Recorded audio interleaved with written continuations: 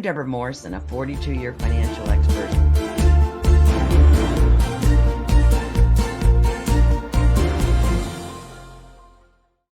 Welcome to the We Can Do It Women movement, where women 50 and wiser step into the spotlight and make the rest of their lives the best of their lives. I'm your host, Debra Morrison, a wealth building expert and champion for extraordinary women just like you. For over 47 years, I've helped women secure their financial futures, and now I'm on a mission to ignite a revolution showing the world that at 50, 60, 70, and beyond, some of us might be a nickel slower, yet we're all just getting started. Our esteemed guest today comes to us from Vancouver, Canada, Dr. Gillian Lockitch, a dual certified specialist physician, medical professor emerita, author, and podcast host. She's passionate about proving that age is just a number. Dr. Lockitch is best known today for translating her background in medical biochemistry and pediatrics into practical guidance on healthy aging through her Growing Older, Living Younger ecosystem. Dr. Lockitch, welcome to the show. Thank you so much, Deborah. It's an absolute pleasure to be there, and I'm honored to be one of your guests. Thank you. Well, we are absolutely delighted to feature you, and I have so much information on you, and our audience is going to be so tickled to know you a little bit better. We're going to dive right in. You are, in fact, as you had mentioned, dual specialty in pediatrics, where you started your career, and then, as we just shared, you flipped to the other end of the spectrum and said, "Gosh, I'm going to now specialize in and be expert in." The other end of the human spectrum in terms of age. And you've authored this book, Growing Older, Living Younger, around which, or maybe one spawned the other, the ecosystem. And I have some words on it, but I want to hear it right from your lips. Talk to us about this ecosystem. Well, the Growing Older, Living Younger book actually arose out of my experiences when I had to rehabilitate myself after emergency spinal surgery. And I realized that the 4 months that had preceded the surgery, where I had severe sciatica, which I'm sure many of your listeners will be familiar with, but I had it so severely from severe spinal stenosis that I spent 4 months feeling incredibly sorry for myself in a terrible, terrible amount of pain. And it culminated in emergency spinal surgery. Oh my And gosh, I read about that. How did that happen? I mean, one day you just had a back pain and then you got a diagnosis. What the deal? no, I'd kind of had chronic back pain for a long time, since I fell off a horse, actually, when I was 18. But I had never experienced the degree of sciatica that I had. I was actually had just come back from a ballroom dance cruise because this was my passion. And I went to a West Coast swing dance class and felt these incredible pains. And being crazy like me, instead of finding a car or something to get me home, I walked home, went to sleep, and woke up at 3 o'clock in the morning with the worst pain that I've ever had in my life. And that really kicked off this 4 month period of being a couch potato. I changed from being, me to being a depressed, miserable, overeating, overweight individual. And nothing really that was offered to me, whether it was physiotherapy or acupuncture, nothing relieved it. And in the end, I'd been on a wait list, this is Canada, Yeah. to see a neurologist and also to see a spinal surgeon. And these appointments sort of came up within a week of each other. The neurologist said to me, "You are in danger of imminent paralysis. You need emergency surgery." Referred me to the doctor, the spinal doctor, who I was due to see a week later. He got me in the next couple of days, and the next day they operated, and that was it. Wow. Oh my Yeah. God. This So had it really was critical. It was really an emergency. And I've had a number of friends and clients actually who've had similar surgery with not fantastic results, but I say in absolute gratitude every day, I was so lucky because, I recovered from that. I rehabilitated myself, went on the dance cruise at the end of the year that I'd been booked on, so 10 months of rehab, and then came back and realized that if I didn't do something about other aspects of my aging, um, I was on a sort of downhill slope, and I didn't want to do that. I did not want to age like my parents did. And I discovered the power of epigenetics and realized that I have it within my ability to change my aging. Once I started on that path, um, people started asking me, what are you doing? How come you look younger, etc. And that led to me writing the book, which the title is Growing Older, Living Younger, The Science of Aging Gracefully and the Art of Retiring Comfortably. Yes. And when I initially set out to write the book, I wanted to share with everybody all the amazing science that I learned since I'd retired from medicine, because so much had happened, particularly in the field of genetics. Yes. And, I sort of looked at all this stuff, and I had 300 pages or so of science. And I thought to myself, nobody's going to want to read this. And then my daughter said to me, Mom, write your story. And all of a sudden, I realized that how to tell the story and how to convey the information in a way that would resonate with other people who were going through the same thing. And that was how it's really um, partly memoir, partly science. So within each of the stories, I interweave some of the science, which we call the nerdy bits. And, but the feedback that I've got from people is they find it a really easy read because they love the stories. Exactly. And in that, you emphasize, we have choices around the movement, our nutrition, sleep, stress, relationships, and the mental engagement that we involve ourselves in that can actually extend our health span. Health span, the years you say lived in good health rather than simply lifespan. Wow, what a significant difference. Congratulations. Right. And so from that, of course, the book was ready to be published just as the whole COVID thing started.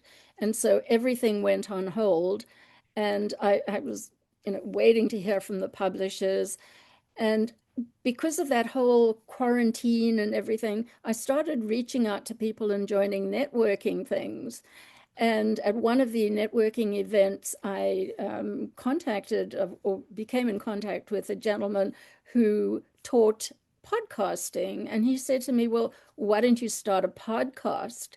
And I said to him, What's a podcast? Literally. I love it. And I didn't realize that a lot of the things I'd been listening to were podcasts. Anyway, so I ended up starting to develop the podcast, launched it on I guess it was my 76th birthday, Love that. a month before my 76th birthday. And that was the same month that the book appeared. So serendipity. Such great timing. And so you basically, you admitted you became inactive, and that was what a boy, what a you talk about being laid low. And then and widowed. You hadn't mentioned that. So when were you widowed, Dr. Jill? Yeah, so I guess it was a long time ago. It was 25 years ago. And my wonderful husband and I had planned to retire when he turned 65, and I would have been 61. And he unfortunately developed kidney cancer, and he passed away. It's 25 years ago, actually. And, I still, there's still that ache, I don't think that ever goes away. But the year that he passed away, I got appointed to be head of the laboratories at Children's and Women's Hospital. Mm. And so I really plunged myself into my work, and at the same time decided to go back and do a bachelor's degree in English, because I was doing theater reviews online. And so I Fingers. really, I, Yeah, if I was going to say one mistake that I made, I really didn't allow myself to grieve through this process because I felt that if I had, I would just never do anything. And so it was really interesting. So I was the head of the laboratories for 5 years, and then I decided to take early retirement and get away from medicine and focus on the artistic and culture. I'm a Gemini, okay? So I have the rational science, medical side of it, and then I have the crazy, rebellious, cultural, arty side of it. And I decided it was time to let that other side of me shine through and look at other forms of healing that were not taught in medical school. So it was an interesting decision. So I took early retirement and took up ballroom dancing. I saw And that. That is so cool. it was wonderful. And that kind of led to me going on ballroom dance cruises with a couple of groups that specialized in this. And so I have this, I probably did, I don't know, maybe about 20 different cruises of different lengths all around the world and wrote them up for my website as what I call travel blogs. Yes, of course. Yeah, so that was all going along great until the sciatic episode knocked everything, to pieces again. Oh my So, yeah. That is, yeah. Well, first of all, you have such a rich background. It's so beautiful that you covered the pediatrics and then taught at the children and women's hospital, and then Mhm. we're called back in, and then have this whole. I mean, widowhood is a very very large comeuppance, and then have this whole health issue literally flatten you and become life-threatening. And your passion for ballroom dancing. I'm going to go back on that cruise. I have it booked at the end of the year. I can't even imagine. I mean, Spinal, hello. I mean, I do West Coast swing a little bit, and I mean, your back is a pretty integral part. So you really must have buckled down in true Dr. Jill fashion, it sounds like, for your rehab. And yes, you host a weekly Growing Older, Living Younger podcast. You interview health, wellness, and longevity experts on topics such as metabolism, brain health, hormones, and lifestyle medicine. And I'm just curious as to, I mean, uh, how almost all of the research, at least in the United States of America, is done on men, even male rats, I was horrified to hear.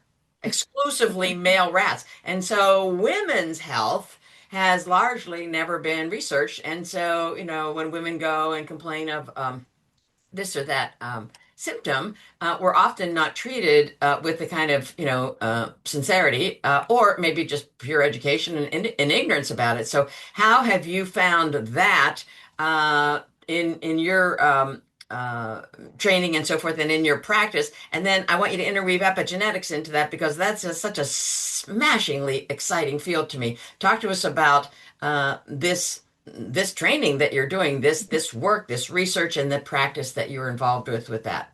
Well, first of all, I do need to absolutely make it clear that I have retired. I've given up my official certification, so I do not prescribe, diagnose, or treat. Right, I right. just talk to people Yes, oh and gosh, see that's what I can do to help them. right. Mhm. Yeah, and so you bring up a very interesting point about research, and it not being done in women. And one of the problems really about, for example, medications in pregnant women and in children is that very often we don't do the research to see the safety and efficacy. And that's why I was kind of absolutely shocked when during COVID, when everybody was pushing the fact that, if you're pregnant, you need to have those shots and babies and things like that. It really wasn't tested properly. So that's a big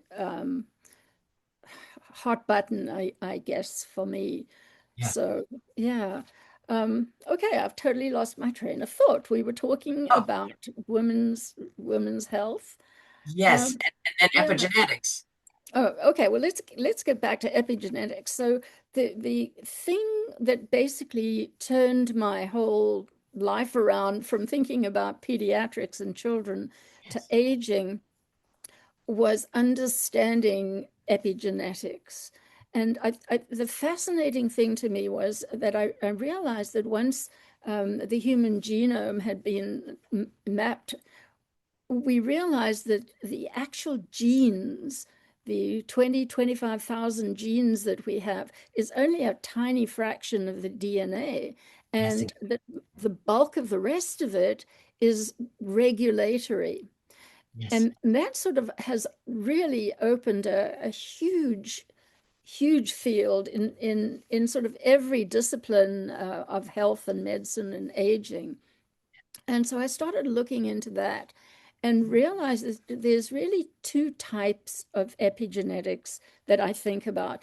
The first is it's hardwired into us, Yes. as for the developmental phase, because if we could change the way, cells develop into different parts of our bodies, you'd have a lot of really strange looking creatures walking around. So, Exactly.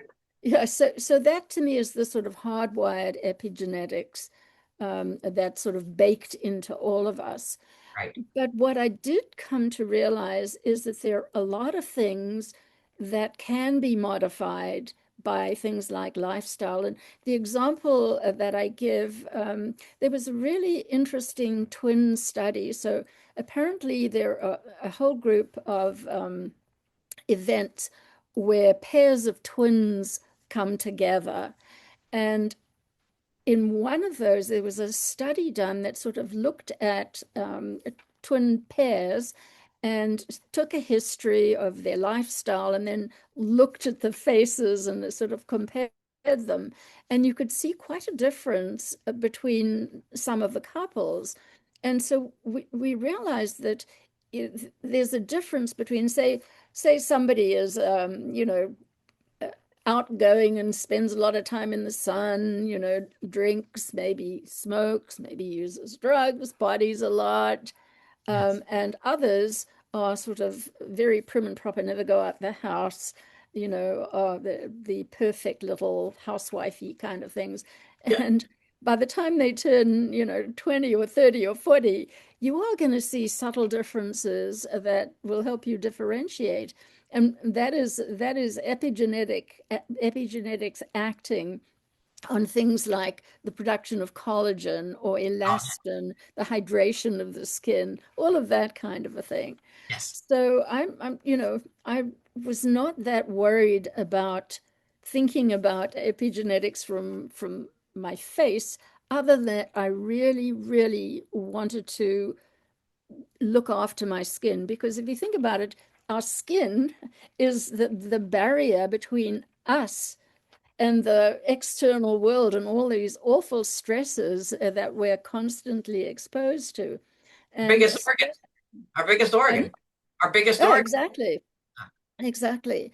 And so really, in fact, that's the story of how I ended up becoming a brand representative for New Skin, which I consider the premier wellness and aging company. And basically how it happened was I was at a wellness show, one of these trade shows, trying to find something that I could write up for my website, Review from the House, at that time, that I could suggest to people to, live healthy, et cetera, et cetera. And there was a lot of snake oil that I saw around there. So I was walking around kind of antennas fluttering, looking for something that I thought was reputable. And I come across this booth, and there's this lovely blonde lady who's now a friend of mine, walking around, and the booth said a science-based approach to anti-aging.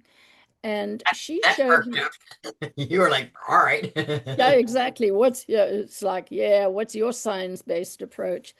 And she pulled out something that surprised me, and that was basically showing some of the technology that was being used to develop certain of their skincare and other products. And I said, well, I'm interested in talking further, and I'd love to chat to you further about this, but we can't do it here. Why don't you come around to my house in a couple of weeks and we'll talk? And I have to tell you, that's probably unique in the annals of network marketing because you usually have to get people to come. They don't kind of invite you in. So Exactly. yeah, so I invite people in if I want to learn something. Anyway, so they came around, did a scan, an antioxidant scan for me, because I was really interested in the unique scanning device that they had and just bringing out a handheld one that's going to be available to individuals. But anyway, that's another story. But I said to them, my 70th birthday is happening a month from now. And if you're so good at anti-aging, can you do anything that people will say to me, you don't look 70, you look 10 years younger? And they laughed and they said, well, we can't guarantee that, but we have this thing called a wrinkle iron. It was actually called a galvanic spa. And, you use it twice a week, not more than that, 5 minutes. It's a program. And it's got these special gels that promote epigenetic effects on the skin at the cellular level. So I said, oh, yeah, yeah, yeah. Anyway, I decided to leap in, bought my galvanic spa, used it 8 times because the party was in a month. And sure enough, at my party, people said, Jill, we know you don't use Botox and fillers and that. What are you doing? You look younger. And I said, well, I have this wrinkle iron. And a couple of people sort of said, how do I get one? And Yes. that was when I thought, hmm, I can become an entrepreneur for the first time in my life because, as a doctor employed in the hospital and a professor, I had a job. I was not Yeah. an entrepreneur. I had never, ever been in a situation where I was responsible for my work and the benefits that I got from it. And then, so that's how I started that. And that was 10 years ago. And people have tried to recruit me to all sorts of the latest, greatest anti-aging company, but I totally stick to this company, which I find is their whole principles align with my beliefs, Oh. and their science is off the charts amazing. That is amazing, and I think epigenetics is amazing in and of itself. I dabble in researching about it, and and the fact that scientists are really building these epigenetic clocks that estimate your biological age from various patterns, so your DNA and so forth. And so the aspect of being able to work in a field that it alters the gene activity without altering the DNA sequence. And so, Correct. to the extent that we can participate and be proactive in this, with regard to, and you bring it down to a very practical level in your book, lifestyle choices, right? Dr. Jill, it's really choices, and you have really opened our eyes to the myriad choices that we have, not only to live younger as we age, yet, and you look fantastic, and also to be, to improve our strength and mobility, because these are all very, very vivid factors in every one of our lives. Well, I have the 7 pillars that comprise the Growing Older, Living Younger program. The first is understanding your genetic blueprint and what you can and can't do. And then, obviously you are what you eat, so everything to do with nutrition, movement, communication is absolutely critical. Understanding that you're not alone in the world. There is a huge community out there, and or you just have to reach out and be part of it. And, just doing everything you can to keep your mind and your body as healthy as possible. And I want to keep going, going, going, and then just drop.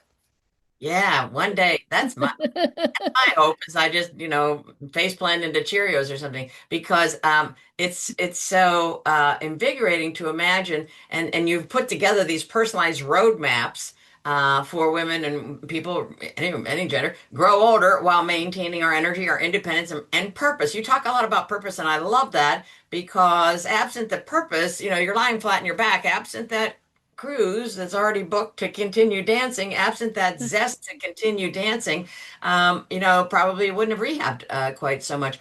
And you emphasize these small, sustainable changes. That's what I want to impress upon our audience is that, you're not talking about this huge sea change on a Wednesday afternoon, right? You're talking about implementing small, sustainable changes in our everyday regimen of life.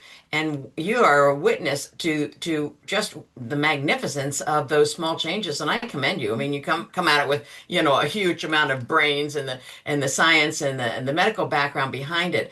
Um, any last thoughts for our audience as to if they feel like they're losing some of their vitality and so forth and so on, and they kind of like locked in, oh, my mother had diabetes, I'm going to have diabetes, this kind of fatalistic thinking on my humble, how can we, how can you plant in someone's mind other than your own example in your podcast, how we can absolutely not fall prey to what society kind of really promulgates, really Right. just like, all right, we're done with you, you're old, and you can, just retire here off to the sides. I mean, you have just reinvented yourself again and again and again. So talk to us about the steps that you've laid out, and it might include the 7 pillars.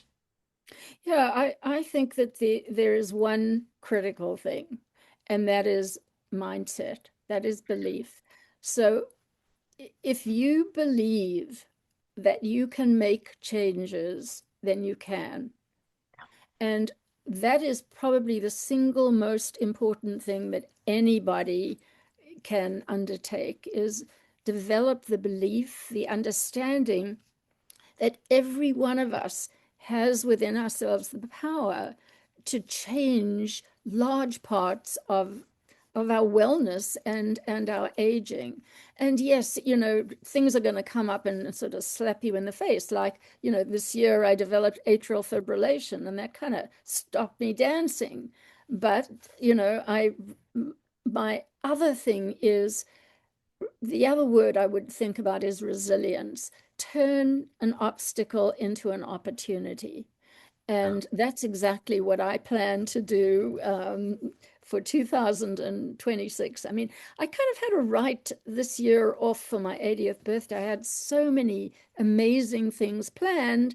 And then, boom, all of a sudden, something that was completely beyond my control hit me. But I was very lucky and very grateful that I was able to have ablation therapy 5 weeks ago. So I'm still in the recovery phase. Okay. Um, and, it's so gratitude is another thing. I daily have a dose of gratitude, for all the people during my lifetime that have mentored me, that have helped me recover medically, physically, all of that type, who taught me to dance.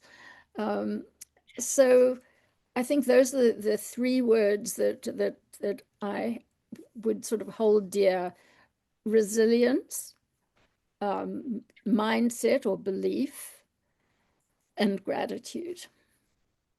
I couldn't agree more. The gratitude, especially if we start our day with gratitude, if we start our sentence with what we're grateful for, it's impossible to be grateful and to be upset and and depressed, right? And so this Hi, exactly. shifts us so swiftly, and it seems so simple, and yet for some of us, we I don't know, we revel in that kind of so I really commend you.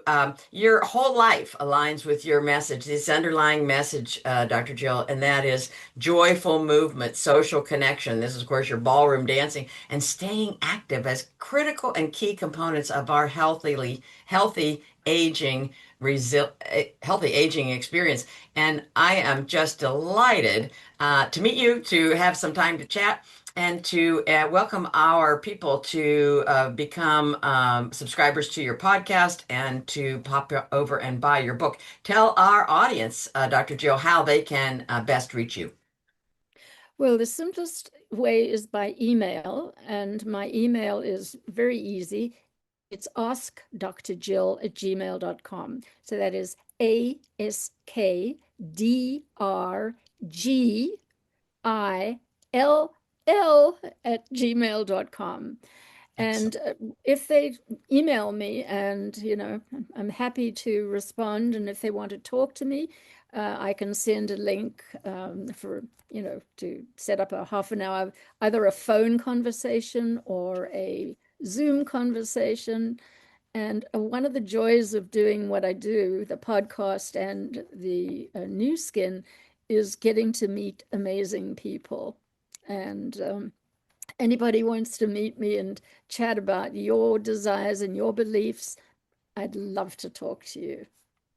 Wonderful. Well, that is such a great offer and a generous one at that. We do thank you and so, so fine work you do. I am just eager for all of our listeners to partake and to lighten up their attitude and shift their tendencies and their mindset towards something that is far more fun and joyful as we age. And so I thank you, Dr. Jill, for being with us. And with that, we will thank you also for viewing in and participating, and hopefully you'll write some comments below and be in touch with Dr. Jill. So thank you for joining us. Remember, I see you, I value you, and your greatest chapter is just beginning. And if today's episode sparks something in you, I invite you to continue with us on our Facebook group and also to come into our Women's Rising Wealth Club. I've just formed it about a month ago, and this is all about one of the facets of wealth. I have wealth comprised of five attributes: physical, mental, relational, spiritual, and financial. And I always say financial last. Yet I have 42 years boots on the ground experience and a 5 year more of financial coaching. And I am sharing some of that financial prowess with you as to how you can enhance your financial wealth. I've helped many, many, many women create many, many groups of zeros of financial wealth. And Dr. Gillian and other guests are talking about our physical and mental and every other facet of wealth because it is something that is within our reach and you deserve nothing short of it. Pop over to the initials WCDIW, which is short for We Can Do It Women, .com/club. It's $47 a month. We meet the third Thursday of each month for an hour and a Facebook group interaction in between. You will get value from it, an ROI. Yes, an actual financial ROI. And I ask you to join other like-minded women. Boy, oh boy, what a fun time we have together. And we all are going to participate in rising wealth. Thank you and good day.